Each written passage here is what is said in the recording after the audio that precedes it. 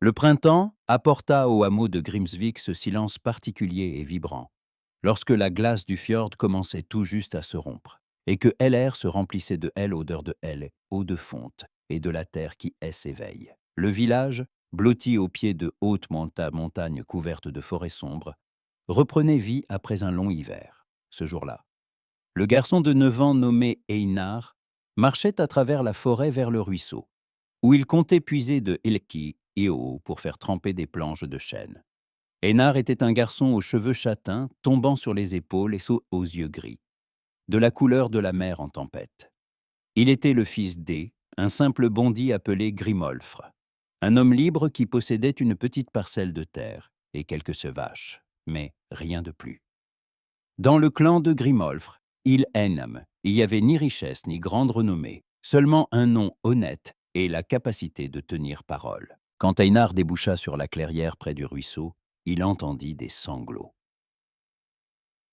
Une voix fine et effrayée venait de derrière de gros rochers couverts de mousse. Einar contourna prudemment les pierres et aperçut une fillette, environ 7 ans, assise à même le sol au milieu des aiguilles de pin tombées. Ses cheveux clairs, tressés en 2 nattes, étaient tout ébouriffés, et des larmes coulaient sur ses joues. Une robe de bonne laine, teinte en bleu, indiquait qu'elle venait une famille plus aisée que les simples paysans. Dans ses mains, la fillette serrait un petit panier rempli d'herbes. « Tu t'es perdu ?» demanda doucement Einar. La petite leva sur lui de grands yeux bleus, pleins de larmes, et hocha la tête. « Je cueillais des herbes pour ma mère. Puis je n'ai plus trouvé le chemin du retour. » Einar sourit et lui tendit la main. « Comment t'appelles-tu ?»« Ranfridr. C'est un beau nom. Chemin de conseil et de force. Viens, Ranfridr, je vais te raccompagner chez toi. » Lorsqu'ils sortirent de la forêt, Einar reconnut la maison où le sentier les avait menés. La ferme de Thorvaldr in Oudgi, un des plus puissants bondits du hameau. À la porte les attendait une femme affolée, vêtue une riche robe aux fermeaux et argent, qui se jeta vers sa fille avec un cri de soulagement. Thorvaldr, un homme grand à la barbe grisonnante et au regard froid, sortit derrière elle. Il détailla Einar des pieds à la tête, hocha la tête en signe de gratitude, mais ne prononça pas un mot. Einar comprit tout sans qu'il soit besoin de parler. On acceptait son aide, mais il ne fallait rien espérer de plus. Il venait un clan plus modeste, et cela suffisait à maintenir une distance. Mais Ranfridr se retourna sur le seuil et lui fit un signe de la main, en souriant à travers ses larmes. Et Einar regarda sans raison précise ce sourire en mémoire. À partir de ce jour, ils se mirent à se rencontrer de plus en plus souvent dans la forêt. Ranfridr, qui aimait errer aux alentours à la recherche d'herbes et de baies, tombait fréquemment sur Einar.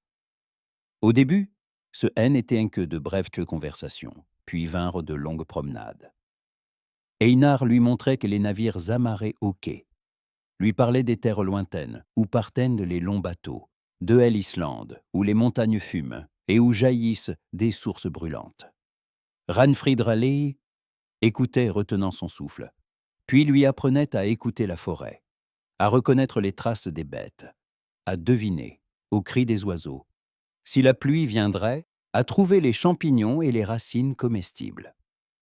Les années passèrent, et les enfants devinrent un jeune homme et une jeune fille.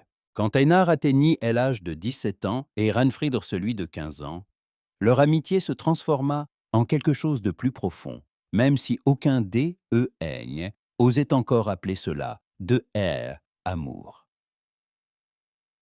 Ils continuaient à se retrouver dans la forêt, asseillés sur les rochers au-dessus du fjord, pour regarder le soleil se coucher derrière les montagnes, teignant eau de pourpre. Einar lui parlait de ses rêves, construire le navire le plus rapide, prendre la mer, voguer vers des contrées lointaines. Ranfridr écoutait, et dans ses yeux brillait quelque chose de tendre et d'inquiet à la fois. Mais Thorvaldr, le père de la jeune fille, désapprouvait leur amitié. Il voyait comment sa fille regardait le plus jeune fils de Grimolfr, et cela, alarmait. Pour Ranfridr, il projetait un tout autre destin. Un mariage avec le fils d'E, un riche jarl, des terres, du bétail, de Hel, argent. Einar était un bon garçon, travailleur et honnête, mais pauvre et sans grande perspective. Thorvaldr avait commencé à interdire à sa fille de courir dans les bois, la garder plus près de la maison et chercher des prétendants convenables. Einar ressentait ce mépris glacé chaque fois qu'il croisait le père de Ranfridr. Il tentait de prouver sa valeur, travaillait jusqu'à elle épuisement au chantier naval, aidait aux travaux de la ferme de Thorvaldr lorsque celui-ci acceptait son aide, apprenait le métier auprès du vieux Odre, le meilleur constructeur de navires de Grimsvik. Mais cela ne suffisait pas. Thorvaldr le regardait comme on regarde le vent, et Einar savait que sans richesse ni renommée, il obtiendrait jamais la bénédiction nécessaire pour épouser Ranfridr. Un soir de la fin de l'été, alors qu'ils étaient assis sur leur rocher favori au-dessus du fjord, Einar sortit de sa ceinture un petit bloc de bois et un couteau. Ranfridr observait ses doigts habiles sculpter dans le bois la forme d'un oiseau.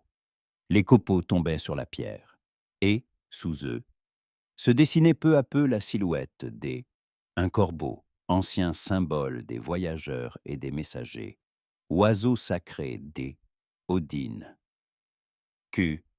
Est-ce que est demanda doucement Ranfridr. Une promesse, répondit Einar sans détourner le regard de son ouvrage. Quand je serai un peu plus âgé, je partirai sur la mer. Je gagnerai de l'argent. Je reviendrai si changé que ton père N osera pas me refuser ta main. Et alors, nous serons ensemble. Il lui tendit la figurine achevée. Le corbeau était petit. Il tenait dans la paume de la main. Mais il était taillé avec un soin étonnant. Chaque plume était gravée séparément. Le bec était recourbé, comme si elle, oiseau, allait envoler un instant à elle et autre. Ranfridr prit la figurine entre ses doigts tremblants. Elle la contempla longuement, puis leva les yeux vers Einar. Dans son regard se mêlaient la peur et l'espoir à parts égales. Combien de temps cela prendra, Taïl? 1 an, peut-être 2, pas davantage. Et si tu ne reviens pas, je reviendrai, je le jure. Einar retira de son cou un lacet de cuir, le passa dans le trou percé dans la figurine, et le noua autour du cou de Ranfridr. Le corbeau se posa sur sa poitrine, encore chaude de ses mains. Porte-les, et attends-moi. Quand je reviendrai, tu deviendras ma femme. Ranfridr posa la main sur sa poitrine, sur la figurine. Des larmes brillaient dans ses yeux, mais elle souriait. Je attendrai, quel que soit le temps que cela prendra. Je te le promets. Ils restèrent assis sur le rocher jusqu'au coucher du soleil, main dans la main, regardant le fjord où les dracars se balançaient sur les vagues, prêts à prendre la route vers des rivages lointains. Le vent ébouriffait leurs cheveux. L'odeur de la mer et des pins les enveloppait. Et, à cet instant, il leur semblait que le monde entier n'appartenait que à eux deux, que rien ne pourrait les séparer, que les promesses faites sous ce ciel étaient sacrées et inviolables. Mais ni Einar ni Ranfridr ne savaient alors quel prix il leur faudrait payer pour ces paroles. Ils ignoraient qu'ils ne écouleraient pas 1 an ni 2, mais 10 longues années entières avant que le destin ne les réunisse de nouveau, et que ce retour n'apporterait pas la joie, mais une douleur à laquelle il y aurait pas issue facile. Ranfridr cacha la figurine sous sa robe pour que son père ne la voie pas, et Einar rentra chez lui, rempli de la résolution de commencer une nouvelle vie. Hiver de en 995 arriva à Grimsvik dur et interminable. La neige recouvrait les montagnes un manteau épais. En ces temps-là, le clan se rassemblait, partageait les réserves, racontait les anciennes sagas et attendait que le printemps ouvre de nouveau la mer aux navires. Dans la grande maison du clan de Grimolfr, dressée sur une falaise au-dessus du hameau, flottaient des odeurs de fumée, de viande bouillie et de paille pourrie. Le foyer flambait au centre de la salle, projetant des ombres dansantes sur les poteaux sculptés qui soutenaient le toit. Grimolfr et Eldri, chef du clan, était assis dans un haut siège près du feu, enveloppé dans un lourd manteau en peau d'ours. Ours. Il avait dépassé la cinquantaine, mais son dos restait droit, et son regard demeurait aigu comme si celui un faucon. À ses côtés se tenait Brandr, son fils aîné, un homme large épaules de 22 ans, aux cheveux sombres et au visage comme taillé dans la pierre. Était un guerrier remarquable, elle est un des meilleurs épéistes de Grimsvik, et le père plaçait en lui tous ses espoirs pour la continuation du clan. Einar était le plus jeune. Il était assis près du mur du fond, réparant un filet de pêche. Il prêtait à peine attention à la conversation de son père avec Brandr sur les affaires du hameau, car ses pensées erraient loin dans la forêt, sur le rocher dominant le fjord, là où Ranfridr, elle, attendait lorsque le temps le permettait. Depuis le jour où il lui avait offert la figurine de corbeau, 4 mois étaient écoulés. Et, chaque jour, Einar comprenait plus clairement qu'il ne pouvait plus vivre sans elle. Mais ce soir-là, son père prononça des mots qui brisèrent tous ses projets. « Brandr, dit Grimolfr en regardant le feu, j'ai pris ma décision. Ce printemps, tu épouseras Ingiridr, la fille du jarl Thorkel du Nord. » Le silence qui s'installa dans la salle fut lourd comme du plomb. Brandr leva lentement la tête pour regarder son père. « Ingiridr ? Je ne la connais même pas. Tu la connaîtras après le mariage, répondit sèchement Grimolfr.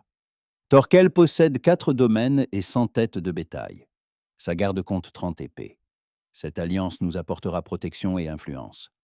Il a déjà donné son accord. Au printemps, il enverra sa fille avec sa dot. Brandr resta silencieux, les poings serrés. À la lueur du feu, son visage était impénétrable. Mais Einar, qui connaissait son frère depuis l'enfance, voyait la tension dans chaque ligne de son corps. Brandr avait toujours été un fils obéissant, exécutant toujours la volonté de son père sans poser de questions. Mais, en cet instant, quelque chose en lui se débattait, tentant de s'échapper. « Et si je ne le veux pas ?» finit par prononcer Brandr, doucement, mais distinctement. Grimolfr se tourna vers lui, et la colère s'alluma dans ses yeux. « Tu es le fils aîné. Tu es l'avenir de ce clan. Ton devoir est de renforcer notre position, de donner des héritiers. Je ne te demande pas ce que tu veux, je te dis ce que tu dois faire. » Einar posa son filet. Son cœur battait vite et avec inquiétude. Il comprit où menait cette conversation et comprit qu'il devait se taire. Il était le fils cadet. Son opinion n'intéressait personne. Mais les mots cherchaient à sortir, comme l'eau à travers une fissure dans une digue. « Mais comment peut-on épouser quelqu'un qu'on n'a même jamais vu ?» dit Einar en se levant. Grimolfr porta lentement son regard sur son fils cadet. Sur son visage, il n'y avait aucune surprise, seulement une froide évaluation. « On ne t'a rien demandé, Einar. Mais je vais quand même le dire. » Einar s'avança plus près du feu. « Tu négocies tes fils comme du bétail. Brandr n'est pas un sac d'argent qu'on peut échanger contre les terres d'un jarl. Et il se trouve que le même sort m'attend. Dis-le, père, je construis un avenir pour le clan, répondit Grimolfr en se levant. Il était plus petit qu'Einar, mais on sentait dans sa silhouette cette force inflexible qui forçait les hommes à obéir. Quelque chose que tu ne comprends pas parce que tu es trop jeune et trop sot. Je comprends que tu es prêt à vendre le bonheur de Brandr pour ton profit, mais moi, je ne me laisserai pas faire. Mon propre bonheur futur, je le connais déjà. Le bonheur. Grimolfr eut un rire sarcastique. Tu parles du bonheur comme si c'était quelque chose d'important. Le bonheur ne nourrit pas le clan. Le bonheur ne protège pas des ennemis. Le bonheur est un luxe pour ceux qui peuvent se le permettre. Nous ne le pouvons pas. Einar se tourna vers Brandr, cherchant du soutien, mais son frère restait silencieux, les yeux fixés sur le feu. Dans son regard se lisait un vide étrange, comme s'il avait déjà pris sa décision et s'y était résigné. « Brandr, dis-le lui, » supplia Einar. « Dis-lui que tu ne veux pas de ce mariage. » Brandr secoua lentement la tête. « Père a raison. Mon devoir est envers le clan.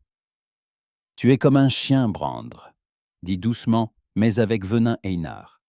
Un chien obéissant, docile, qui fera tout ce que son maître ordonne, même si cela signifie renoncer à la seule chose qui compte. Brandr bondit si rapidement que le banc se renversa avec fracas. Sa main se porta à l'épée qu'il portait à la ceinture, mais Grimolfr s'interposa entre ses fils, levant la main. « Assez !» aboya le vieil homme. « Einar, tu dépasses les bornes. Brandr accomplit son devoir comme il sied au fils aîné. Et toi, le cadet, tu n'as pas le droit de nous dicter comment vivre. Si tu n'aimes pas la façon dont je dirige les affaires du clan, pars. Personne ne te retient. » Les mots restèrent suspendus dans l'air, lourds et définitifs. Einar regarda son père, puis son frère, et comprit qu'il n'y avait pas de retour en arrière possible. Tout ce qu'il avait voulu dire, tout ce qui s'était accumulé au fil des années, le mépris pour l'avidité de son père, la pitié pour la soumission de son frère, la rage devant l'injustice d'un monde où le fils cadet n'avait même pas droit à la parole, tout cela jaillit d'un seul coup. « Très bien, » prononça Einar en arrachant son manteau du crochet au mur. « Je pars. Et tu sais quoi? Je reviendrai plus riche que toi. Et j'épouserai la fille que j'aime, car c'est la seule façon de construire une famille. » Grimolfr eut un rire sarcastique, mais sans gaieté. « Tu ne comprends rien, garçon. L'amour ne bâtit pas de maison. L'amour ne nourrit pas les enfants. L'amour est une chanson que chantent les jeunes imbéciles avant d'affronter la réalité. »« Alors je suis un imbécile, » répondit Einar en se dirigeant vers la porte. « Mais je suis un imbécile libre. » Et il sortit dans la nuit glaciale sans se retourner. Les étoiles brillaient au-dessus du fjord d'une lumière froide, et le vent lui fouettait le visage. Mais Einar ne sentait pas le froid. À l'intérieur de lui brûlait un feu, mélange de colère et de détermination. Il savait ce qu'il devait faire. Il devait partir. Il devait prouver à tous qu'ils avaient tort. Et il devait faire ses adieux à Ranfridr. L'ancien atelier de construction de bateaux d'Odre se dressait à l'orée du village, tout près de l'Ossie. Einar savait que Ranfridr serait là. Ils avaient convenu de se retrouver ce soir, malgré le gel et l'interdiction de son père. Il poussa la porte et entra dans la pièce semi-obscure, qui sentait la résine, le chêne et la mer. Ranfridr était assise sur une barque retournée, enveloppée dans un chaud manteau. À la lueur de l'unique lampe à huile, son visage paraissait pâle et fragile, et ses cheveux, tressés en natte, brillaient d'un or de miel. Quand elle vit l'expression de son visage, le sourire s'éteignit sur ses lèvres. « Que s'est-il passé ?» demanda-t-elle doucement. Einar s'assit à côté d'elle et prit ses mains dans les siennes. Elles étaient froides, malgré les gants de laine. « Je pars, » dit-il simplement. « Demain, le navire de Kjartan met les voiles vers l'Islande. Il a accepté de me prendre comme rameur. » Ranfridr pâlit encore davantage. « Demain? Mais pourquoi si tôt? Que s'est-il passé ?» Einar lui raconta la dispute avec son père. Ranfridr écouta en silence, et des larmes brillaient dans ses yeux. « Je dois partir, » répéta Einar. « Si je reste, je deviendrai fou. Je verrai chaque jour comment mon père négocie nos vies. Je pars pour nous. Tu m'attendras? Je reviendrai dans 1 an, peut-être 2, je te le promets. J'apporterai tant d'argent que ton père n'osera pas me refuser. Nous nous marierons, nous partirons d'ici, nous construirons notre maison, nous élèverons des enfants. Tout sera comme nous en avons rêvé. 2 ans. » Ranfridr secoua la tête. « C'est si long. Je sais, mais je reviendrai. Et nous aurons encore toute une vie devant nous. Si je reste maintenant, nous n'aurons pas d'avenir. Ton père n'acceptera jamais le mariage avec un fils cadet sans le sou. Et je ne veux pas que tu souffres en vivant dans la misère. » Les larmes coulaient sur ses joues, et Einar les essuya délicatement avec ses pouces. Il l'attira contre lui, la serra dans ses bras, et ils restèrent ainsi longtemps, écoutant le vent hurler derrière les murs de l'atelier et les vagues frapper contre le rivage. « Promets-moi, » dit Einar dans ses cheveux. « Promets-moi que tu attendras. » « Je te le promets, murmura Ranfridr. Il sentit qu'elle cherchait quelque chose sous ses vêtements, et il comprit. La figurine de corbeau qu'il avait sculptée pour elle. « Moi aussi je la porte », dit Einar en sortant de sous sa tunique une figurine exactement identique sur un lacet. « J'en ai sculpté une seconde pour moi. Tant que nous les portons tous les deux, nous sommes liés. La distance ne signifie rien. » Ranfridr hocha la tête en se serrant plus fort contre lui. « Je dois y aller. » Ils se tenaient face à face, se tenant les mains, et, en cet instant, le monde entier se rétrécit jusqu'à eux deux. Einar se pencha et l'embrassa. Le premier et le dernier baiser avant une longue séparation. Il était à la fois tendre et désespéré, empli de tous les mots non prononcés et de tous les espoirs déçus. Le navire de Kjartan se trouvait au quai. L'équipage chargeait les dernières provisions. Einar monta à bord, jeta son modeste baluchon sur le pont et prit place à la rame. Un cri retentit depuis la rive. Brander courait vers le quai en agitant les bras.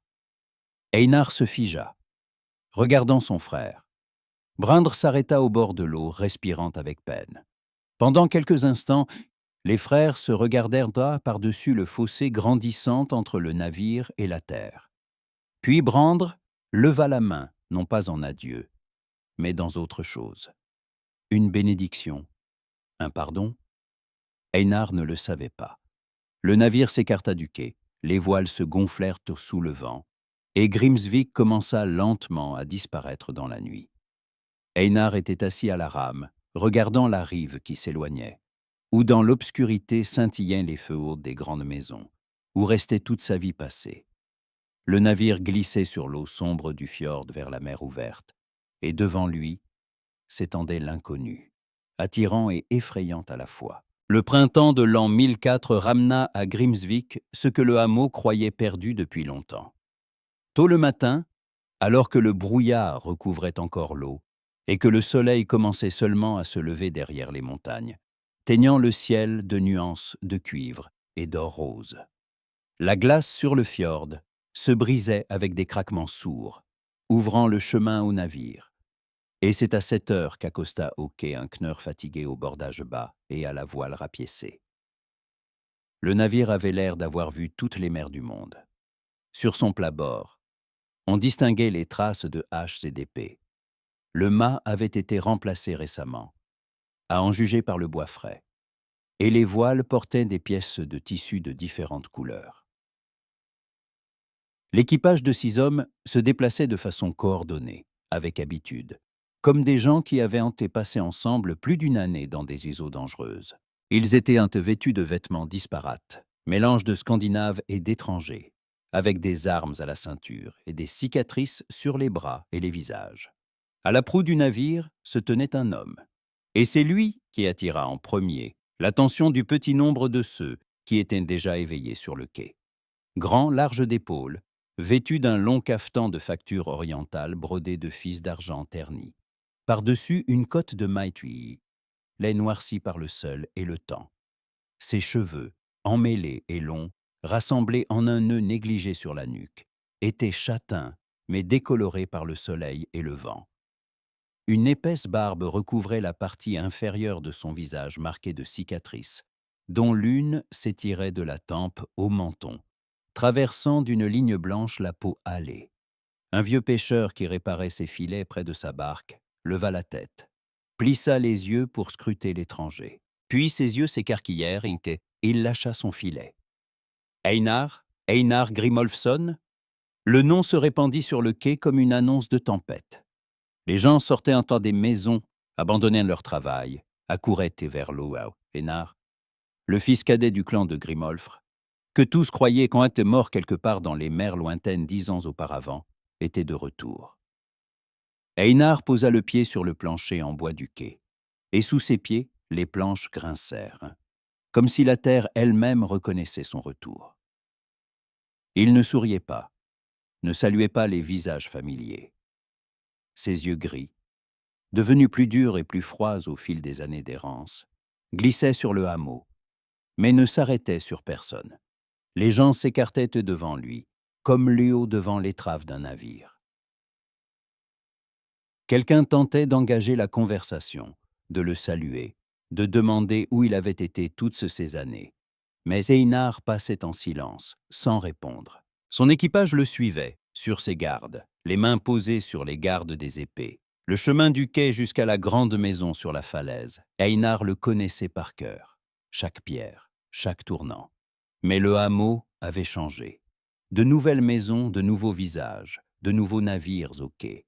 Tout était devenu étranger, comme s'il n'était pas revenu chez lui, mais dans un endroit où avait autrefois vécu un autre homme. Aux portes de la grande maison se tenait Brandr. Le frère aîné se tenait sur le seuil dans les riches vêtements d'un maître de domaine. Une tunique de laine bleu sombre, teinte avec une teinture coûteuse, un manteau fermé sur l'épaule par un fermail d'argent finement ciselé, une ceinture aux garnitures de bronze. À la ceinture pendait une épée dans un fourreau précieux orné d'argent. Brandr avait l'air de ce que devait être le chef d'un clan, mais quelque chose en lui avait changé. Il avait vieilli plus qu'il n'aurait dû en 10 ans. Son visage était devenu plus dur, les lignes autour de sa bouche plus profondes. Et dans ses yeux se lisait la fatigue d'un homme qui avait trop longtemps porté le poids des obligations. Les frères se tenaient l'un en face de l'autre, séparés par 10 pas et 10 années de silence. Einar voyait en Brandr tout ce qu'il avait fui, tout le poids du devoir et de la soumission au destin. Brandr voyait en Einar ce que lui-même n'avait pu devenir, la liberté et l'audace pour lesquelles on paie de son sang et de sa solitude. « Nous te croyons mort », finit par prononcer Brandr. Sa voix était égale, mais on y entendait la tension d'une corde d'arc trop tendue. « Comme tu vois, non, » répondit Einar. « Je suis venu chercher ce qui m'appartient. » Brandr fronça les sourcils. « Il n'y a rien ici qui t'appartienne. Tu as tout abandonné toi-même quand tu es parti. Nous quitter était ta décision. Père est mort il y a 3 ans sans avoir attendu ton retour. Le clan m'est revenu. Je n'ai pas besoin du clan, dit Einar en faisant un pas en avant. Et à cet instant, de derrière Brandr sortit une femme. Ranfridr. Einar se figea, comme si une main invisible serrait son cœur et refusait de le lâcher. Dix ans durant, il avait porté dans sa mémoire son image, celle d'une jeune fille aux cheveux d'or et aux yeux rieurs, celle qui courait avec lui dans les forêts et écoutait ses rêves des mers lointaines. Mais la femme qui se tenait devant lui maintenant était à la fois cette même Ranfridr et une personne complètement différente. Elle était toujours belle, ses cheveux, tressés en une coiffure complexe maintenue par des épingles d'argent, brillaient d'un or de miel. Une robe de laine fine couleur cramoisie, resserrée à la taille par une ceinture ornée, témoignait de l'aisance. Sur ses épaules reposait un manteau fermé par une paire d'élégantes fibules ovales en bronze doré, aux motifs entrelacés. Mais ses yeux, ces mêmes yeux bleus dans lesquels se reflétait autrefois le ciel au-dessus du fjord, étaient pleins de tristesse. Une tristesse profonde, ancienne, qui ne passe pas avec les années, mais ne fait que s'enraciner davantage. Le regard d'Einar tomba sur ses mains, jointes devant elle. À l'annulaire de la main droite brillait un anneau. Un simple anneau d'argent, avec des runes gravées tout autour. L'anneau d'une femme mariée, l'anneau de l'épouse de Brandr. Le monde vacilla.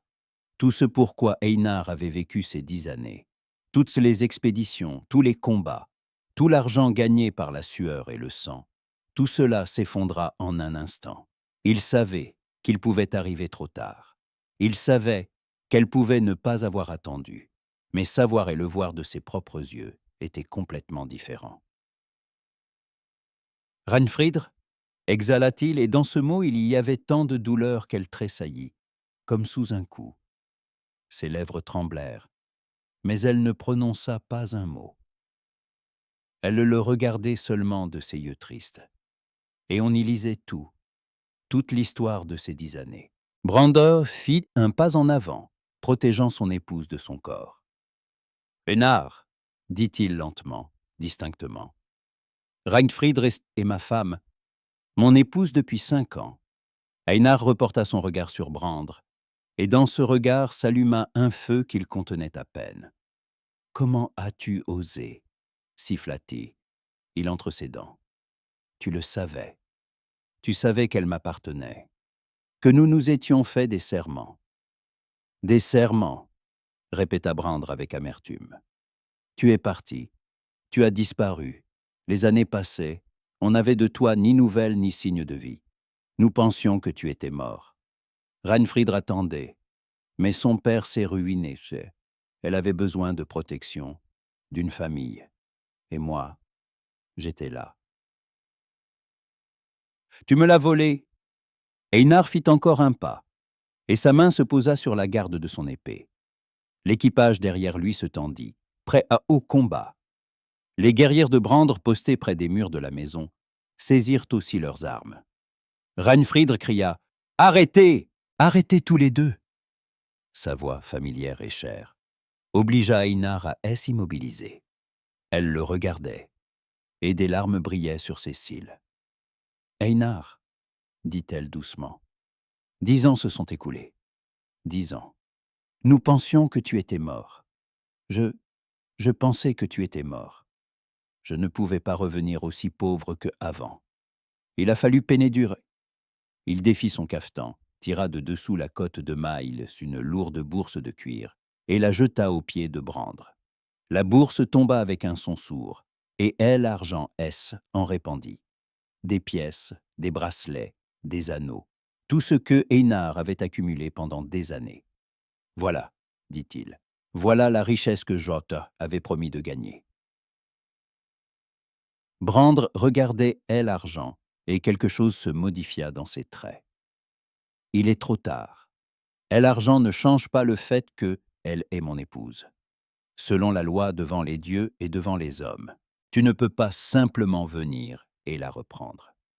Il se tourna vers Reinfried, et leurs regards se croisèrent. Un silence tomba dans LR, à la fois lourd et vibrant. Reinfried, appela doucement Einar. Viens avec moi. Maintenant. Nous prendrons la mer là où tu voudras. Nous construirons une nouvelle vie, loin de tout cela. Reinfried se tenait là, tremblante comme un roseau dans le vent. Des larmes coulaient sur ses joues. Je ne peux pas, chuchota-t-il. Einar, je suis marié. Ce serait un péché, une honte pour ma famille, pour le clan de Brandre. Je ne peux pas simplement partir. Tu le peux, insista Einar. Si tu aimes. Si tout ce qu'il y a eu entre nous avait un sens. Brandre fit un mouvement brusque en avant, mais Reinfried leva la main pour elle arrêter. Tout cela est si lointain, Einar. Je ne te connais plus. Einar voulut protester, dire qu'elle le connaissait mieux que quiconque, que le temps, ça ne change rien. Mais dans son regard, il y avait un tel désarroi, une telle douleur, qu'il se tut. Très bien, prononça Tildé, une voix rauque. Je te laisserai du temps. Je ne partirai pas. Il se retourna et s'éloigna à grands pas. Son équipage lui emboîta le pas. Brandre et Reinfried restèrent immobiles devant les portes de la grande maison, et entre eux s'installa un silence rempli de mots inexprimés. Einar s'installa dans la maison du vieux Odre Skipasmidir. Le maître, qui avait déjà dépassé la soixantaine, accueillit comme un fils. Odre fut le seul à ne pas le juger, à ne pas poser de questions superflues. Il se contenta de lui tendre une coupe d'elle et de lui montrer un banc libre près du foyer. « Je pensais que tu étais mort quelque part à L, dit Odre en S, asseyant en face de lui, content de voir que je me trompais. Parfois moi-même, je me suis dit que je mourrais, répondit Einar en fixant le feu. Mais je suis toujours revenu, pour elle. Odre acquiesça avec compréhension. Je sais, je vous ai vu grandir, vu vous regarder l'un et l'autre. Mais la vie, Einar, suit rarement les plans que nous faisons. Brandre, a épousé, dit Einar, et sa voix vibrait de douleur. Oui, après la mort de sa première épouse, emportée par la fièvre. Thorvaldre, le père de Reinfried, est ruiné. Il a presque tout perdu. Brandre a proposé une alliance avantageuse pour les deux. Reinfried a accepté. Pas par amour, non. Elle a juste accepté. Est-elle heureuse? Odre se tut longtemps, en regardant le feu. « Je ne le crois pas. » Brandre essaie, mais il ne sait pas montrer ses sentiments. Trop de devoirs pèsent sur lui. Trop lourd est le fardeau du clan. C'est un homme de bien, mais un mauvais mari. Et Ranfridr, elle dépérit, comme une fleur sans soleil. Einar serra les poings si fort que les jointures blanchirent. « Je la reprendrai, » dit-il doucement, mais avec une telle résolution qu'Odr secoua la tête. Cela voudrait dire briser un mariage, couvrir de honte le clan, se dresser contre toutes les lois. Les anciens ne te le pardonneront pas. Brandre ne te le pardonnera pas. Peu m'importe, répondit Einar. Le vieux maître poussa un soupir en regardant le jeune homme dont les yeux brûlaient un feu qui ne connaissait aucun obstacle. Et, dans le cœur d'Odr, se leva le pressentiment que cette histoire ne se terminerait pas bien, que le retour. Einar allumerait un incendie qui consumerait tout ce qui avait été bâti au fil des années. Mais il était déjà impossible de l'arrêter. Au dehors, le soleil se couchait, colorant le fjord de teintes de sang et d'or. Et, là-haut, dans la grande maison sur la falaise, Ranfridr se tenait à la fenêtre, serrant dans sa main la figurine de corbeau en bois, sans savoir si elle devait pleurer ou se réjouir de voir le passé revenir pour réclamer son dû. Les jours s'écoulaient lentement, comme la résine sur le tronc blessé un pin, et, à chacun d'eux, la tension grandissait à Grimsvik, comme avant elle, orage. Einar ne partait pas, contrairement à ce que beaucoup espéraient. Il restait, installé chez le vieux Odr, et sa présence était comme une écharde dans le corps du hameau on ne pouvait ni retirer ni oublier. L'équipage Einar logeait dans la vieille taverne près du quai, 6 hommes aguerris par la mer et les combats, au visage couvert de cicatrices et aux yeux qui avaient trop vu la mort. Ils buvaient de alfortes, jouaient au dé, aiguisaient leurs épées et lançaient aux habitants des regards provocateurs. Un dé, un homme nommé Thorfinnr, à œil crevé et aux bras couverts de tatouages, style oriental, se battit avec des pêcheurs dès le 3e jour. Du sang fut versé, peu certes, mais cela suffit pour alarmer les anciens. Ils venaient trouver Brandre avec leurs exigences. Halfdaninn Viterdi, le plus âgé entre eux, propriétaire de 3 fermes et de 40 têtes de bétail, parlait sans détour et sans ménagement. Le cadet avait apporté le malheur dans leur maison.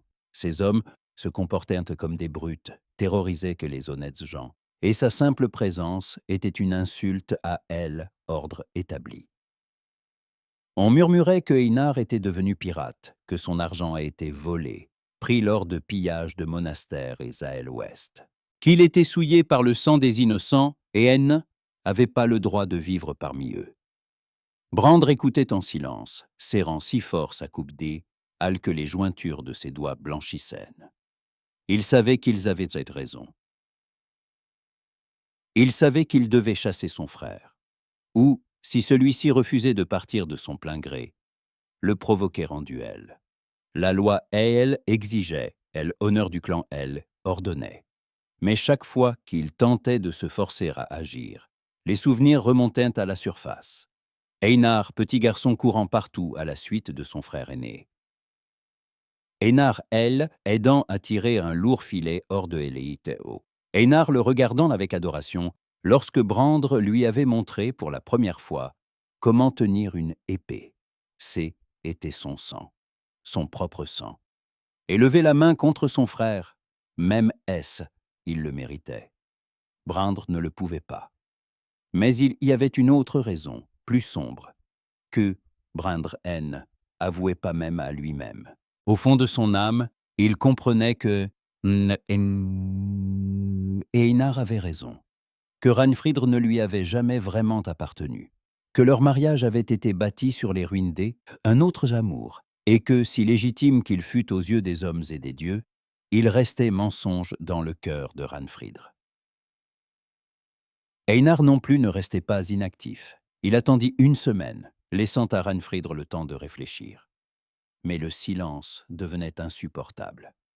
Il devait la voir, lui parler, comprendre ce qui se passait dans son cœur. Un soir, alors que le soleil déclinait déjà vers elle l'horizon en colorant le fjord de cuivre et de pourpre, Einar se rendit au ruisseau, au même endroit où jadis il avait rencontré une petite fille perdue. Il savait que Ranfridr se souvenait de ce lieu aussi bien que lui, et il espérait qu'elle viendrait. Elle vint. Ranfridr avançait sur le sentier à travers la forêt, enveloppé dans un simple manteau gris sans ornement, les cheveux dissimulés sous un foulard. Elle ne voulait pas que quiconque la reconnaisse, ne voulait pas de rumeurs. Mais, en même temps, elle ne pouvait pas ne pas venir. Einar se tenait près du ruisseau de dos, et elle aurait reconnu cette silhouette entre mille, même dans la pénombre. Quand elle s'approcha, il se retourna. Son visage était marqué par la fatigue, comme Essilène n'avait pas dormi depuis de nombreuses nuits. À son cou, brillait un lacet de cuir avec le corbeau.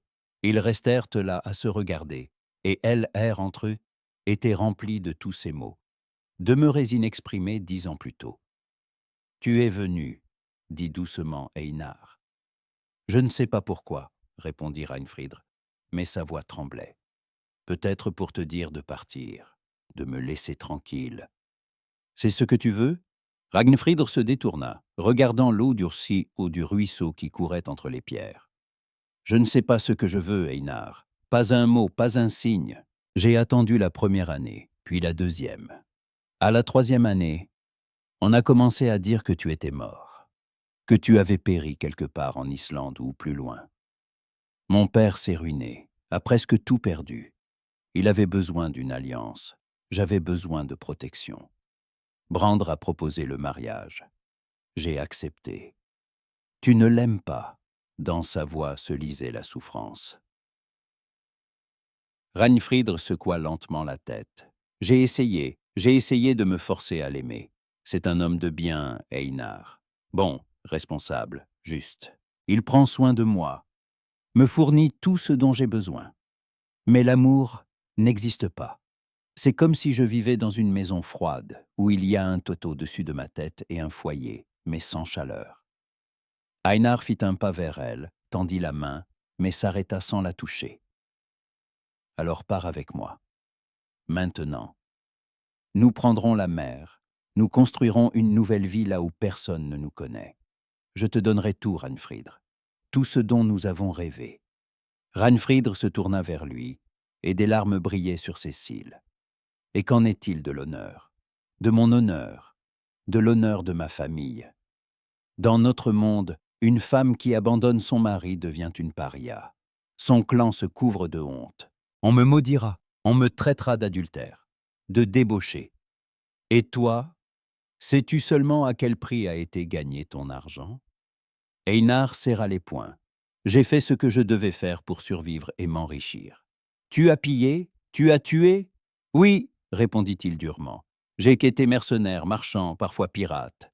J'ai pris des navires, pillé des monastères à l'ouest, combattu pour qui payait le plus. J'ai fait des choses terribles, Ranfridr. Mais chaque fois que j'abaissais mon épée dans le sang d'autrui, je pensais à toi. Au fait que tout cela était pour nous. » Ranfridr recula d'un pas. « Mais je ne t'ai pas demandé de faire cela. Je ne t'ai pas demandé de tuer pour moi. Je me suis rendu digne. »« Non, » chuchota Ranfridr. « Tu es devenu un étranger. Je te regarde et je vois un inconnu. » Les mots tombèrent entre eux comme des pierres dans l'eau, brisant les dernières illusions. Einar restait immobile, et dans ses yeux se reflétait une douleur impossible à cacher. « Tu portes toujours le corbeau, » dit-il d'une voix sourde. « Je l'ai vu, je t'ai vu porter la main à ta poitrine, là où il pend. Cela signifie qu'il reste quelque chose, au moins quelque chose. » Ranfridr sortit lentement de sous sa robe la figurine de bois sur un lacet usé. Elle était chaude de son corps, noircie par le temps et la sueur, mais toujours la même. Einar s'approcha et cette fois, elle ne recula pas. Il leva la main, toucha avec précaution sa joue. Et Ranfridr se figea, fermant les yeux. Le contact était si familier, si cher, qu'un instant elle se sentit redevenir cette jeune fille de 15 ans sur le rocher dominant le fjord. Je t'aime toujours, chuchota Einar. Je n'ai jamais cessé. Chaque jour, chaque nuit sur les mers lointaines, dans les terres froides, parmi des étrangers, je ne pensais qu'à toi. Renfrid rouvrit les yeux, et dans son regard se lisait tout son combat intérieur. J'ai peur, peur de ce qui arrivera si je pars avec toi. Einar l'attira contre lui, la serra dans ses bras, et elle ne résista pas. Ils restèrent ainsi, dans la pénombre de la forêt, écoutant le murmure du ruisseau et le chuchotement du vent dans les pins.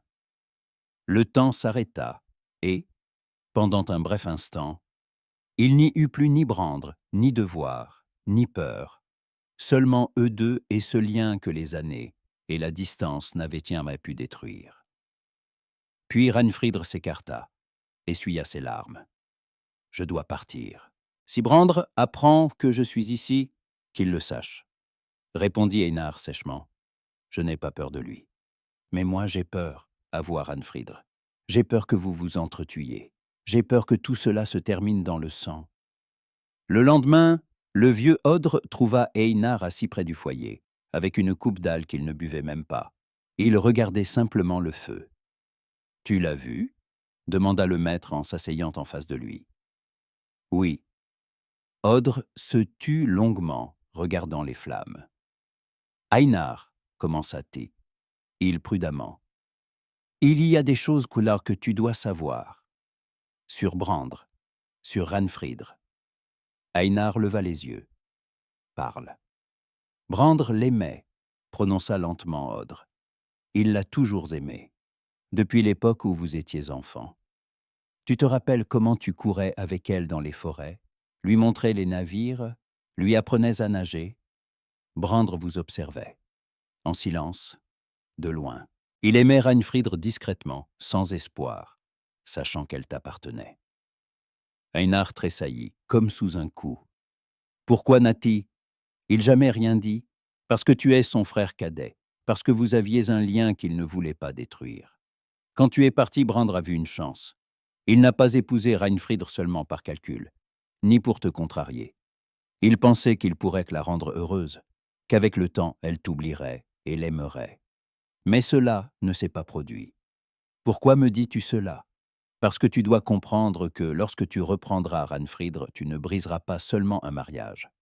Tu briseras le cœur de ton frère. C'est bien plus grave que tu ne le penses. » Einar sortit de la maison, ayant besoin d'air, d'espace pour réfléchir. Il marchait vers le quai où se trouvait son navire, prêt à prendre la mer à tout moment. Et soudain, il vit Brandre venir à sa rencontre. Les frères s'arrêtèrent, se regardant l'un l'autre. Brandre avait l'air épuisé, comme un homme qui boit trop et dort trop peu. « Il faut que nous parlions, » dit le frère aîné. « Parle, pars, Einar, je t'en prie. Pars avant qu'il ne soit trop tard. Tu détruis tout. »« Et qu'en est-il de ma vie ?» répondit Einar. « Tu m'as volé la seule chose qui comptait. Je n'ai rien volé. Elle a accepté de devenir ma femme de son plein gré. Parce qu'elle pensait que j'étais mort. » Brandre serra les poings, et une ombre de colère passa sur son visage. « Oui, elle le pensait. Parce que tu l'as abandonnée. Tu es parti comme un garçon égoïste, ne pensant qu'à ta fierté. Et moi je suis resté. J'étais là quand son père s'est ruiné. Je l'ai protégé. Je lui ai donné un foyer, un nom, la sécurité. Je l'aime plus que tu ne peux l'imaginer. Chaque jour, je la regarde dépérir. Regarder la mer comme si elle attendait quelque chose que je ne peux pas lui donner. Je sais que je ne la rends pas heureuse. Mais j'essaie, Einar.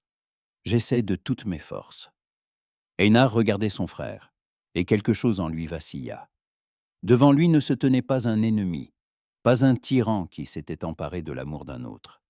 Se tenait un homme épuisé par le devoir et l'amour sans retour, qui toute sa vie avait fait ce qu'il devait, et non ce qu'il voulait. Et cette nuit-là se produisit ce que personne n'attendait.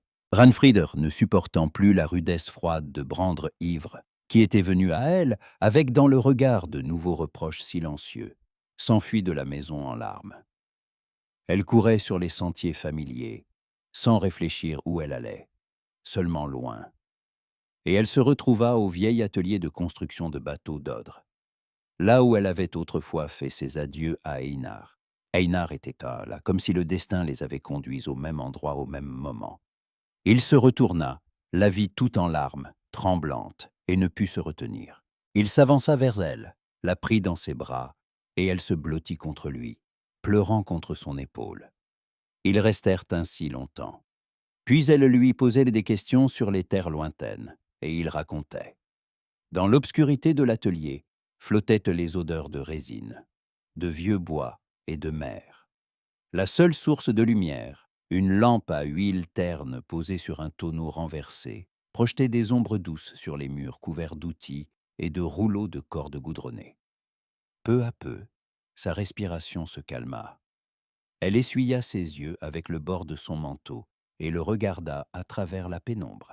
« Raconte-moi, demanda-t-elle doucement. Raconte-moi où tu as été toutes ces années, ce que tu as vu, où tu as navigué. » Einar s'assit à côté d'elle, laissant un peu de distance entre eux. Il regardait ses mains, couvertes de cicatrices, calleuses et à force de rames et d'épées. « Pourquoi veux-tu le savoir ? » « Parce que je veux comprendre, » répondit Ranfridr. « Comprendre ce que tu es devenu, où tu es parti loin de moi. » Einar soupira, s'adossa au flanc de la barque. « Les 2 premières années, j'étais en Islande. Je travaillais pour un marchand, j'aidais à construire une maison de tourbe et de pierre. La terre là-bas est sauvage, Ranfridr. Les montagnes fument, comme si le feu des dieux vivait en elles. Des sources chaudes jaillissent de la terre, et l'eau y bout, bien que tout autour soit couvert de neige. Les gens se baignent en plein gel. La vapeur s'élève au-dessus d'eux comme des nuages. Ranfridr écoutait, sans détacher les yeux de son visage. À la lumière de la lampe, les yeux d'Einar semblaient sombres, mais quelque chose de lointain y scintillait, comme s'il ne voyait pas les murs de l'atelier, mais ces montagnes fumantes elles-mêmes. « Puis je me suis engagé sur un navire allant plus à l'ouest, » continua-t-il. « Au Groenland, là-bas, c'est la glace, Ranfridr. Une glace infinie, bleue et verte à la fois, haute comme des montagnes. Elle flotte sur la mer en îles immenses, et si le navire s'approche trop près, elle l'écrase comme une coquille d'œuf. Nous avons vu des ours blancs comme la neige, plus grands que n'importe quel homme. Ils nagent dans d'un âge trop glacé et attrapent des poissons si énormes savons que 3 hommes ont peine à les soulever. Ils se tuent, et Ranfridr demanda doucement. Et ensuite, je me suis retrouvé à Mikligardr, prononça Einar, et dans sa voix apparut quelque chose qui ressemblait à de la vénération. C'est ainsi que les hommes du Nord appellent Constantinople. C'est une ville, Ranfridr, devant laquelle notre Grimsvik est comme une cabane solitaire face à la grande maison d'un jarl. Les murailles s'élèvent à la hauteur de 3 arbres, bâties en pierre et couvertes d'or qui brillent au soleil si fort que les yeux font mal. Les rues sont pavées de pierres lisses et les maisons se dressent les unes contre les autres, sur 3, sur 4 étages. Ranfridr se pencha en avant, oubliant ses larmes. Sur 4 étages, comment est-ce possible? Je ne sais pas, mais je l'ai vu de mes propres yeux. Là-bas, tout est beau et étrange, continua Einar. Les gens portent des vêtements en tissu si fins qu'on voit la peau à travers. Ils mangent en des mets assaisonnés d'herbes que je n'avais jamais goûtées, piquantes, sucrées, amères en même temps. Ils boivent du vin de raisin et non de l'aldorge. Et ils parlent une langue où les mots sonnent comme le chant des oiseaux. Le temps semble à ralentir. Dans l'atelier, il faisait chaud de leur proximité, des mots qui coulaient comme le miel. Ranfridr écoutait, oubliant tout, Brandr, le devoir, la peur. Elle écoutait la voix de l'homme qu'elle aimait depuis l'enfance. Et un instant, elle se sentit redevenir cette fillette sur le rocher dominant le fjord, rêvant des mers lointaines. « Le monde est immense, » dit Einar en la regardant. « Plus grand que nous ne pouvons l'imaginer. » « J'aurais voulu voir tout cela, » dit doucement Ranfridr. Einar se tourna vers elle, prit ses mains dans les siennes. « Tu le verras. je te le promets. Nous partirons d'ici, et je te montrerai tout. Les montagnes fumantes d'Islande, les murailles le d'or de Mikligard, les déserts de sable des Arabes. Nous construirons une maison là où tu voudras, et nous vivrons comme nous en avons rêvé. Ranfridr le regardait dans les yeux, et quelque chose se brisa dans son âme. Toutes les barrières, toute la peur, tout le poids du devoir, tout cela fondit comme la glace sous le soleil de printemps. Ne resta que le désir, pur et lumineux, d'être avec lui, ici et maintenant. Einar, murmura Théel. Il se pencha vers elle, et leurs lèvres se rencontrèrent. Le baiser fut lent, prudent, comme s'il craignait d'effaroucher l'instant. Puis il devint plus profond, plus passionné, et le monde autour cessa d'exister. Dans l'obscurité de l'atelier, au milieu de l'odeur de résine et de mer, se produisit entre eux ce dont ils avaient rêvé tous deux pendant 10 ans. Une intimité passionnée et désespérée, emplie de tous les mots inexprimés et de tous les désirs inassouvis. Ils savaient que c'était mal, que c'était un péché, une trahison, mais, en cet instant, ils ne pouvaient s'arrêter. Après, alors qu'ils étaient allongés dans l'obscurité, Ranfridr chuchotait « Qu'avons-nous fait, Einar? Qu'avons-nous fait ?» Et Einar la tenait contre lui, embrassait ses cheveux, et ne pouvait répondre, car lui-même ne le savait pas. « Tu ne sais pas comment cela s'appelle? Ma douce, nous venons de nous aimer. » Elle rit, et lui donna un coup dans les côtes. Un mois passa depuis cette nuit dans l'atelier de construction de bateaux, et, chaque jour, le poids du secret devenait plus insupportable. Ranfridr se réveillait avec des nausées qui déferlaient par vagues, surtout le matin. Au début, elle crut que c'était dû à l'angoisse, à la peur constante d'être découverte, au fait qu'elle devait regarder Brandr dans les yeux et faire semblant que rien ne s'était passé. Mais lorsque la nausée ne passa pas au bout d'une semaine et ne fit qu'empirer, Ranfridr comprit la vérité. Elle était enceinte. La vieille sage-femme, vers laquelle Ranfridr s'était rendu en secret, confirma ce qu'elle savait déjà. La femme l'examina, hocha la tête et prononça les mots qui firent vaciller le monde. « 1 mois, peut-être un peu plus. Tu accoucheras vers l'hiver. » Ranfridr revint à la grande maison en s'accrochant au mur. Elle s'assit dans sa chambre, les mains pressées sur son ventre, où, sous les couches de tissu et de peau, croissait une nouvelle vie. Un enfant, l'enfant d'Einar. Elle le savait avec certitude, car Brandr ne l'avait pas touché depuis plusieurs mois. Il dormait dans une autre partie de la maison, ne venait à elle que pour des conversations formelles, évitant toute intimité.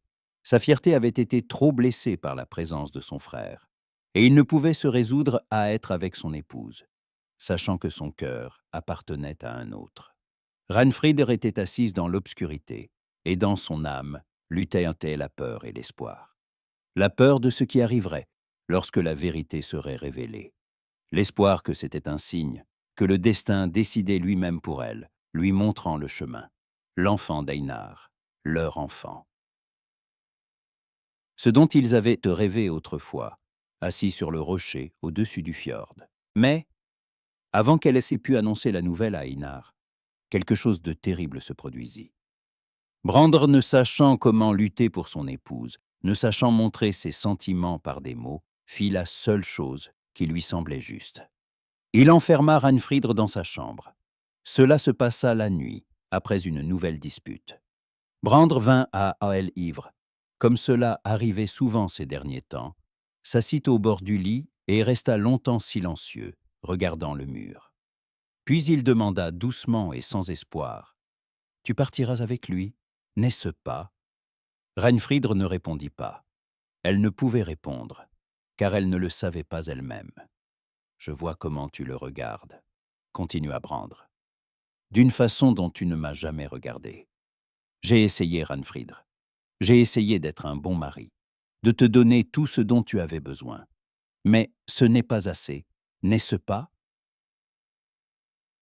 Brandr, commença Théel, mais il se leva brusquement, vacillant.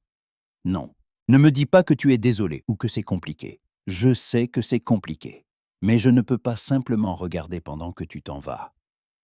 Il sortit, et elle entendit le verrou grincer à l'extérieur. Il l'avait enfermée. Ranfridr se rua vers la porte, frappa, cria, mais Brandr ne revint pas. Il alla dans sa partie de la maison, but encore de l'aile, et resta assis près du foyer jusqu'à l'aube matin, fixant les flammes mourantes et essayant de comprendre ce qu'était devenu sa vie. Depuis ce jour, Ranfridr fut prisonnière dans sa propre maison. Les servantes lui apportaient de la nourriture, de l'eau, changeaient ses vêtements, mais la porte restait verrouillée. Brandr venait parfois, s'asseyait sur le banc près de la fenêtre et tentait de parler.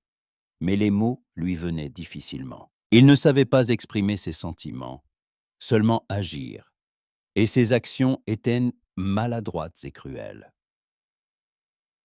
Ranfridr restait assise près de la fenêtre, regardant le fjord, et pensait à ce qu'elle portait en son sein. La nausée ne passait pas. Sa poitrine lui faisait mal, et elle savait que bientôt cela deviendrait visible. Bientôt, tout le monde saurait. Et alors tout s'effondrerait définitivement. Les servantes, ignorant cette nuit dans l'atelier, ignorant que l'enfant n'était pas de Brandr, remarquèrent les signes avant que Ranfridr n'ait pu faire quoi que ce soit. La vieille Gunhildr, qui servait dans la maison depuis le temps du père de Brandr, vint le voir un matin avec une nouvelle qui, pour la première fois depuis bien des jours, éclaira le visage du maître d'un rayon d'espoir. « Maître, dit-elle en baissant les yeux, ton épouse est enceinte. J'ai vu les signes. Bientôt tu auras un héritier. » Brandr se figea, tenant dans les mains une coupe d'âle. Puis il la posa lentement sur la table. Et un sourire se répandit sur son visage. Le premier vrai sourire depuis bien des mois. Un héritier. Son héritier. Enfin le clan se perpétuerait. Enfin tout prendrait un sens. Il alla à la chambre de Ranfridr, déverrouilla la porte et entra. Elle était assise près de la fenêtre, pâle et maigre, mais toujours belle. Brandr s'agenouilla devant elle, prit ses mains dans les siennes. « Gunhildr me l'a dit, » prononça-t-il, et sa voix tremblait d'émotion. « Tu es enceinte.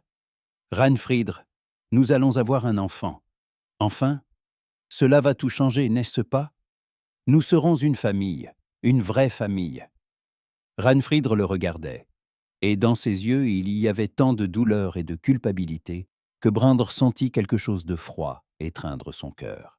Mais il ne voulait pas le voir, il ne voulait pas comprendre. « Dis quelque chose, » demanda Taïl. « Brandr, » murmura Tiel, « ce n'est pas ce que tu crois. » Mais il n'entendit pas. Il ne voulut pas entendre. Il se leva, l'embrassa sur le front et sortit, fermant la porte. Mais cette fois, sans la verrouiller. Il était trop heureux pour penser aux précautions. Pendant ce temps, approchait le grand festin en l'honneur du début de la saison commerciale. C'était une vieille coutume que l'on suivait à Grimsvik depuis aussi longtemps que les anciens s'en souvenaient. Quand la glace avait définitivement disparu du fjord, quand les premiers navires prenaient la mer pour chercher marchandises et butin, on organisait un festin. Venaient tous les hommes libres du hameau, les anciens, les marchands, les guerriers. Même les esclaves recevaient leur part de nourriture et d'âle en ce jour. Brandr ordonna de préparer le festin avec un faste particulier. Il voulait annoncer publiquement la grossesse de son épouse. Il voulait que tous sachent que le clan de Grimolfr se perpétuerait, qu'il aurait enfin un héritier.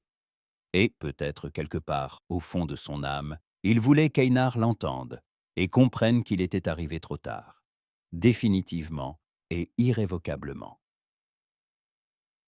La grande maison fut décorée de branches de jeunes bouleaux. Sur les longues tables, on disposa des plats de nourriture.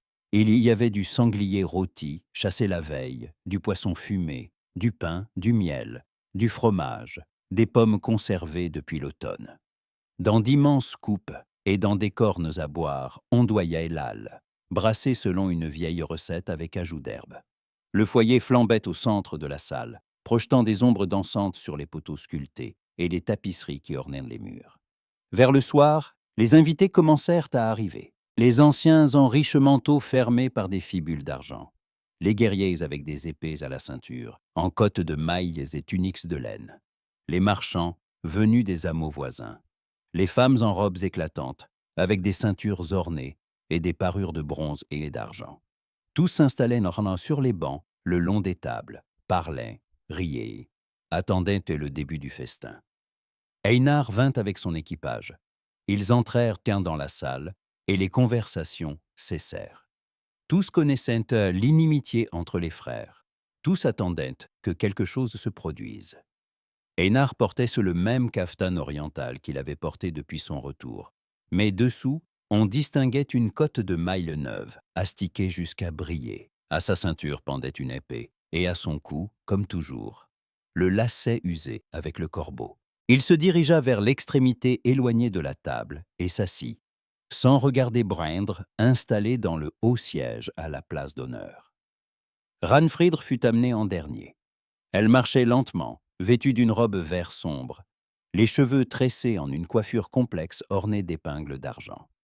Son visage était pâle comme une toile, et ses yeux rouges, comme si elle avait longtemps pleuré. Elle s'assit à côté de Brandr, baissant les yeux, n'osant regarder ni son mari ni Einar. Brandr se leva, levant une corne remplie d'âle. Tous se turent, attendant le discours du maître. « Ami, commença-t-il, et sa voix résonnait fort et avec assurance. « Nous sommes réunis aujourd'hui pour célébrer le début d'une nouvelle saison. La glace a disparu, la mer s'est ouverte, les navires sont prêts à naviguer. C'est un temps d'espoir, un temps de nouveau commencement. » Il marqua une pause, regardant l'assemblée. « Et j'ai une raison particulière de me réjouir. Mon épouse, Ranfridr, porte en son sein mon héritier. À l'hiver, le clan de Grimolfr comptera un nouveau membre. » La salle explosa en applaudissements et en cris d'approbation. Les hommes frappaient du poing sur les tables, les femmes souriaient. Les anciens hochaient la tête d'un air satisfait. C'était une bonne nouvelle, le signe que le clan était fort et se perpétuerait. Einar restait immobile, regardant Ranfridr. Son visage était impassible, comme un masque. Mais ses doigts, serrant la corne d'âle, avaient blanchi sous la tension. Il attendait. Il attendait qu'elle lève les yeux, qu'elle le regarde et dise la vérité. Brandr se rassit, satisfait, et se mit à boire. L'aile coulait à flot, la nourriture était distribuée généreusement. Les bardes commencèrent à chanter les vieilles sagas. Mais Brandr continuait à boire, plus qu'il n'aurait dû. À chaque coupe, son visage rougissait. Sa voix devenait plus forte, ses mouvements plus maladroits. Il essayait de noyer dans l'âle ce pressentiment glacé qui le rongeait de l'intérieur, cette pensée qu'il ne voulait pas reconnaître. Einar buvait aussi, mais restait sobre. Il ne quittait pas Ranfridr des yeux, elle qui restait assise comme une statue, ne touchant ni à la nourriture ni à la boisson. Quand le festin battait son plein, quand tous étaient déjà passablement ivres, Brandr se leva de nouveau. Il vacilla, s'appuya sur la table et regarda Einar. Son regard était trouble à cause de l'âle, mais quelque chose de sombre et de désespéré y brûlait. « Mon frère », prononça-t-il à voix haute, et tous se turent à nouveau. « Tu es revenu après tant d'années. Tu dis que tu es venu reprendre ce qui t'appartient. Mais regarde, regarde mon épouse. Elle est enceinte. Elle porte mon enfant. » Il fit un pas vers Einar, s'appuyant sur la table. « Tu veux te la reprendre ? Reprends cela. Mais sache-le, mon frère, tu es arrivé trop tard de 10 ans, elle est à moi. L'enfant est à moi, et rien ne changera cela. » Einar se leva lentement. Son visage était pâle comme la mort, et ses yeux brûlaient d'un feu glacé. « Es-tu certain que l'enfant est de toi ?» demanda-t-il doucement, mais dans le silence de la salle, chacun entendit ces mots. Brandr se figea. Un murmure parcourut la salle, comme le vent dans l'herbe. Tous se tournèrent vers Ranfridr. Elle restait immobile, les mains serrées sur ses genoux. Son cœur battait si fort qu'il lui semblait que tous devaient l'entendre. C'était le moment de choisir entre le mensonge qui préserverait son honneur et la vérité qui détruirait tout. Einar la regardait. et dans son regard se lisait une supplication. « Dis la vérité, dis que c'est notre enfant, dis que tu me choisis. » Brindre la regardait, et dans son regard se lisait la peur. « Ne parle pas, ne détruis pas ce que j'ai construit. » Solveig leva lentement la tête. Elle regarda Brandr D, un long regard lourd. Puis ses mains se mirent à bouger. Autant de son doigt, elle anneau D argent, signe de son mariage. Elle posa elle anneau sur la table devant Brandr, et le bruit du métal sur le bois résonna aussi fort qu'un coup d'épée. Ensuite, elle regarda de nouveau Brandr, droit dans les yeux. Elle ne dit pas un mot. Elle baissa seulement la tête, avec honte, mais avec détermination. Brandr comprit tout sans parole. Elle, enfant né, était pas de lui. C était elle enfant d'Éenar. Son épouse, elle, avait trompé avec son frère. Son visage se tordit, comme sous une douleur physique. Il se cramponna au bord de la table pour ne pas tomber. Dans la salle régnait un silence de mort. Même le feu dans le foyer semblait avoir cessé de crépiter. Les anciens commencèrent à chuchoter entre eux. Les femmes portèrent la main à leur bouche. Les guerriers posèrent la main sur la garde de leurs épées, prêts à intervenir si la bagarre éclatait. Brandr se redressa. Il regarda Einar, puis Ragnfridr. Dans ses yeux, il y avait une douleur si profonde, si immense que aucun mot ne pouvait la décrire. Puis il se tourna et sortit de la salle sans dire un mot. Ses pas résonnaient dans le silence, jusqu'à SS, éteindre au loin. Einar s'approcha de Ragnfridr. Il lui tendit la main. Elle regarda sa paume, puis son visage. Et lentement, en tremblant, elle prit sa main et se leva. Ils quittèrent donc la salle ensemble, sous les regards de tous les présents. Personne ne les arrêta. Personne osa. Dans la grande maison restèrent des gens qui se taisaient, digérant ce qui venait de se produire. Les anciens hochaient la tête. C était une honte, un péché, une trahison qui souillerait le clan de Grimolfr pour des générations. Mais, en même temps, C était une histoire des amours plus forte que le devoir, une histoire des un serment fait 10 ans plus tôt et enfin accompli, une histoire que elle, on raconterait au bord du foyer pendant les longues soirées d'hiver, lorsque le vent hurle derrière les murs et que la mer gronde dans les ténèbres. Et personne ne savait alors comment tout cela se terminerait. Einar et Ragnfridr partiraient-ils? Trouveraient-ils le bonheur loin de Grimsvik? Brandr pardonnerait-il, ou bien la colère et la douleur le pousseraient-elles à prendre elle épée?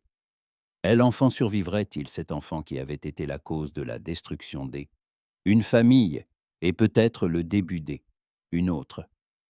Les réponses viendraient qu'un plus tard. Pour elle, instant, la nuit recouvrait le fjord. Les étoiles brillaient une lumière froide au-dessus de Helako. Et quelque part dans l'obscurité, 3 êtres tentèrent de comprendre comment vivre désormais avec ce qui était passé. Après le festin, 3 jours un lourd silence s'écoulèrent. Grimsvik bourdonnait comme une ruche dérangée. Les anciens se réunissaient dans leur maison, discutant de ce qui était passé à voix basse. Les femmes se chuchotaient, des mots au puits, en secouant la tête. Les guerriers affûtaient leurs épées, attendant à ce que le sang coule un moment à elle autre.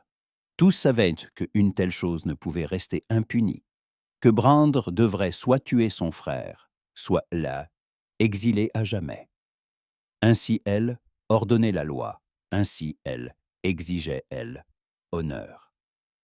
Mais Brandr ne faisait rien. Il s'enferma dans sa chambre de la grande maison, ne prit plus de nourriture, ne répondit pas aux coups frappés à sa porte. Le vieux Odre vint le voir 2 fois, mais même le maître, que Brandr respectait depuis l'enfance, ne put le décider à ouvrir. Einar et Ragnfrid se cachaient eux aussi, dans la maison d'Odrer, où la femme était installée après le festin. Ils parlaient peu, restaient seulement assis près du foyer, se tenant la main comme ils craignaient que ils lâchaient prise, toutes ces. et fondre pour de bon.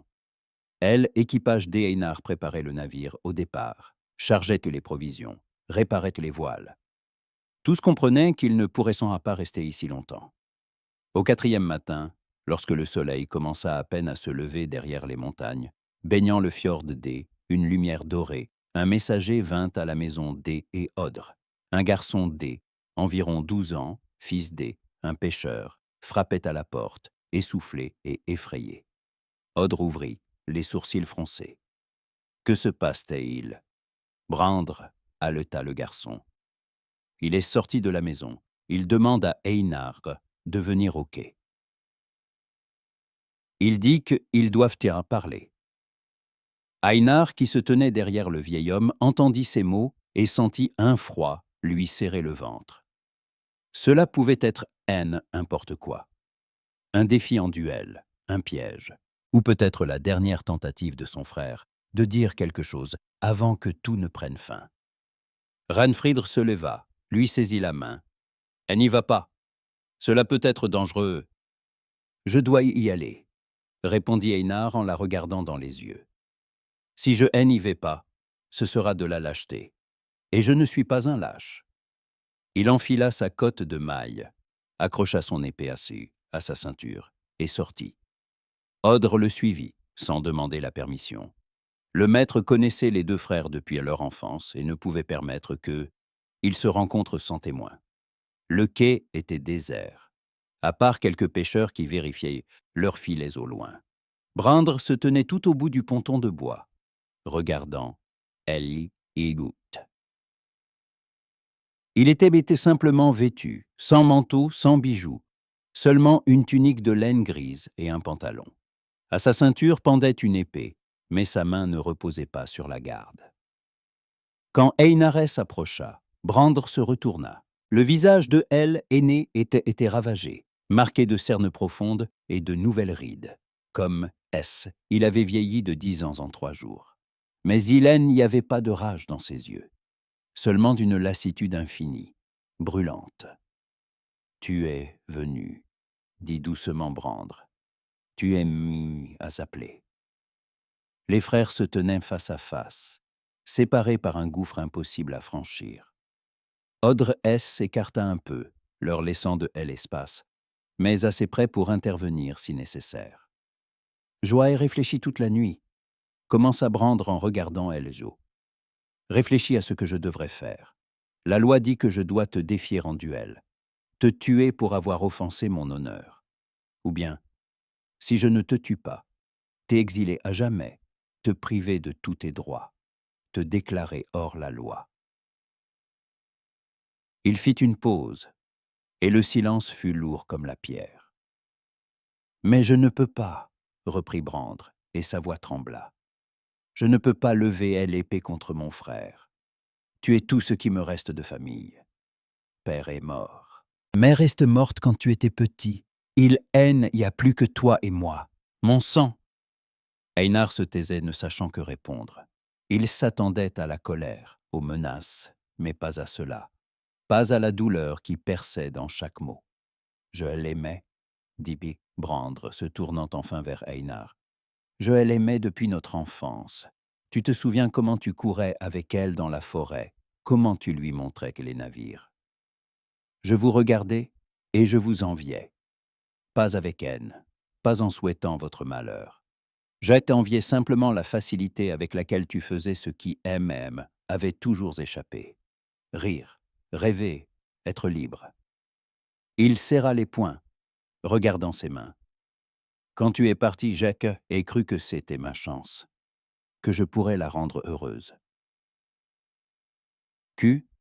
Avec le temps, elle oublierait et m'aimerait.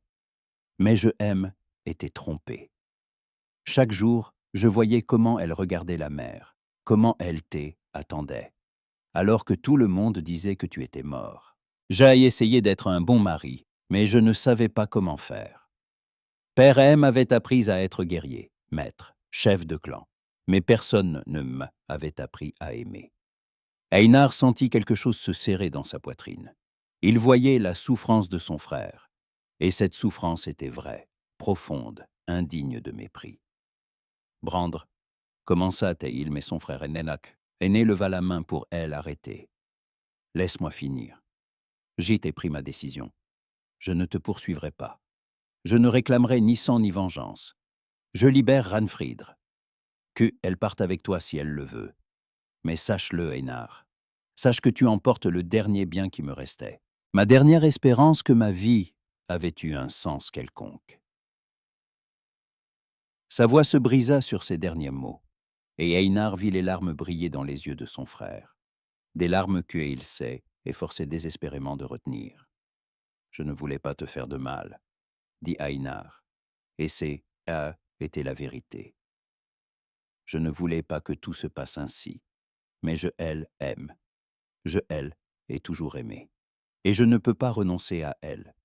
Je le sais, acquiesça Brandr. C'est pour cela que je la laisse partir. Pas par faiblesse, par compréhension. Vous vous appartenez, elle, un à l'autre. Vous vous êtes toujours appartenus. Et moi, je haine et été que un obstacle sur votre chemin. Il tendit la main et Einar, après un instant d'hésitation, la serra. Ce geste était plus qu'une poignée de main, c'était un adieu, un pardon, la fin du lien qui les unissait depuis elle enfance. Prends soin elle, dit Brandr, en serrant plus fort la main de son frère, et de elle, enfant. Et s'il leur arrive quoi que ce soit, je te retrouverai au bout du monde. Ce n'est pas une menace, c'est une promesse. Je les protégerai, répondit Einar. Je le jure. Brandr lâcha sa main et recula un pas. Partez aujourd'hui, avant que les anciens haines exigent un jugement. Ils veulent du sang, ils veulent que je déquion, sinon que je restaure elle, honneur du clan. Mais je ne le leur donnerai pas. Prenez la mer tant que je peux encore vous protéger. Einar acquiesça. Il voulut ajouter quelque chose, trouver des mots qui allégeraient la souffrance de son frère. Mais de tels mots haine existèrent pas. Il se tourna et s'éloigna, et chaque pas lui pesait comme si des pierres étaient posées sur ses épaules. Odre approcha de Brandr quand Einar eut disparu au détour du chemin. « Tu as agi avec noblesse, » dit le vieux maître. « Non, » secoua la tête Brandr. « Je n'ai fait que manquer de force pour agir autrement. Ce haine est pas de la noblesse, c'est de la lassitude. » Il regarda le fjord où le navire et Einar se préparaient déjà au départ. « Crois-tu qu'ils seront heureux ? Je en sais rien, » répondit honnêtement Odre. Le bonheur est une chose fragile, mais ils ont une chance. Et c'est déjà plus que beaucoup. À midi, le navire était prêt. Et l'équipage et Einar chargeaient que les dernières provisions, vérifiaient voiles et rames. Ranfridr se tenait devant la maison Odre avec un petit baluchon. Elle avait revêtu une simple robe de voyage grise, tressé ses cheveux en une seule natte dissimulée sous un foulard. Sur sa poitrine, sous le vêtement, reposait la figurine de corbeau en bois, usée, suspendue à un lacet de cuir. Einar approcha elle et lui prit la main. « Prête ?» Ranfrid regarda la grande maison sur la falaise, où elle avait passé les 5 dernières années de sa vie. Elle regarda le hameau où elle était née et avait grandi, les montagnes couvertes de forêts, le fjord dont les eaux la connaissaient depuis l'enfance. « Oui, » répondit-elle doucement, « je suis prête. » Ils se dirigèrent vers le quai, et les gens qu'ils croisaient détournèrent le regard, refusant de les regarder en face. Une femme qui avait quitté son mari était une paria, et personne ne voulait être lié à elle, même par un regard. Mais Ranfridr marchait la tête haute, tenant la main Einar, et dans ses yeux brillait une résolution qu'elle avait jamais eue auparavant. Au quai, Brandr les attendait. Il se tenait à l'écart, dans l'ombre un entrepôt, mais, lorsqu'ils approchèrent, il sortit à la lumière. Ranfridr arrêta, regardant homme qui avait été son mari pendant 5 ans. Brandr la fixait, et une telle tristesse se lisait sur son visage que elle en eut le souffle coupé. « Je voulais te dire, commença-t-il lentement, pardon. Pardon de ne pas avoir su te donner ce que tu méritais. Pardon de avoir retenu tu alors que aurais dû te laisser partir plus tôt. » Ranfridr fit un pas vers lui, les larmes brillant sur ses cils. « Tu as été un homme de bien, Brandr, bon et honnête. Nous ne nous convenions simplement pas. Parfois, l'amour ne suffit pas quand il n'existe que d'un seul côté. » « Je le sais, » acquiesça Brandr. « À présent, je le sais. » Il lui tendit une petite bourse de cuir. « Prenez-la, il y a d'elle argent dedans. Peu, mais assez pour commencer, pour que vous puissiez vous installer là où vous déciderez de vivre. » Ranfridr prit la bourse, et ses doigts tremblaient. « Merci. » Brand regarda son ventre, où, sous le tissu, commençait déjà à se dessiner une rondeur. « Protège cet enfant, dit-il. Qu'il grandisse fort et heureux. Et si un jour il veut savoir qui était l'homme que on considérait officiellement comme son père, raconte-lui que je n'était pas un monstre, simplement un homme qui aimait trop fort et ne savait pas laisser partir. Je le raconterai, promit Ranfridr, je te le promets. Elle fit un pas vers Brandr et le serra dans ses bras, brièvement, mais avec force. Il se figea, ne attendant pas à ce geste, puis elle enlaça prudemment en retour. Lorsqu'ils se séparèrent, ils pleuraient tous les deux. Einar tendit la main à Ranfridr pour aider à monter à bord du navire. L'équipage prit place au rames. Odr détacha les amarres, et le navire commença à éloigner lentement du quai.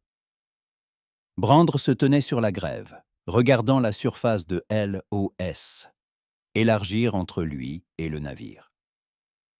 À l'arrière, Ranfridr se tenait debout, une main posée sur son ventre, autre agrippée au mât. Einar passait un bras autour de ses épaules, et tous deux regardaient la côte qui éloignait.